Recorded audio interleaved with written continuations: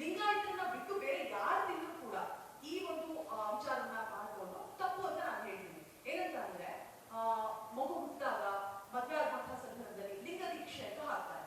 ಅದಾದ್ಮೇಲೆ ಕರಡಿಗೆ ಆಡುಭಾಷೆಯಲ್ಲಿ ಕರಡಿಗೆ ಅಂತ ಹೇಳ್ತೀವಿ.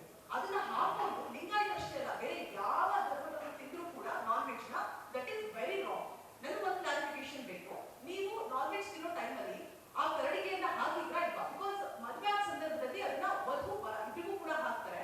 1 year ವರೆಗೂ ಅದನ್ನ ತೆಗೆಯೋದಿಲ್ಲ. ನನಗೆ ಗೊತ್ತಿರೋ ಮಾಹಿತಿ ಪ್ರಕಾರ ನಾಳೆ ಧನಂಜಯ ಅವರು ಆ ಸಂದರ್ಭದಲ್ಲಿ ಕರಡಿಗೆ ಹಾಕೊಂಡು ತಿಂದಿದ್ರೆ ದಟ್ ಈಸ್ ರಿಯಲಿ ರಾಂಗ್. ಅದನ್ನ ಕರೆಕ್ಷನ್ ಮಾಡ್ಕೊಳ್ಳಿ. ಹಾಕಿಲ್ಲ ಅಂದ್ರೆ ಅದು ತಪ್ಪಿಲ್ಲ. ನಾನು ಎಲ್ಲಿ ಹಾಕಿದ್ದೀನಿ ಹೇಳಿ? ನಾನು ಈಗ ಇಲ್ಲೇ ನಿಮ್ಮ ಜೊತೆನೇ ಬರ್ತಿರ್ತೀನಲ್ವಾ. ಯಾವಾಗಲೂ I think most of them ಮನೇಲಿ ದೇವ್ರ ಕೋಣಲ್ಲಿ ಲಿಂಗ ಪೂಜೆ ಮಾಡಿ ಮನೇಲಿ ದೇವ್ರ ಕೋಣಲ್ಲೇ ಇಟ್ಟಿರ್ತಾರೆ. ಇನ್ನೊಂದಿಷ್ಟು ಜನ ಅವ್ರವ್ರ ನಂಬಿಕೆ ಮೇಲೆ ಅದನ್ನು ಹಾಕೋತಾರೆ. ಅದು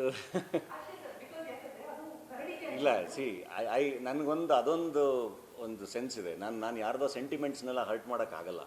ಯಾರ್ದೂ ಸೆಂಟಿಮೆಂಟ್ಸ್ ಹರ್ಟ್ ಮಾಡೋಕ್ಕಾಗಲ್ಲ, ಆಯಿತಾ?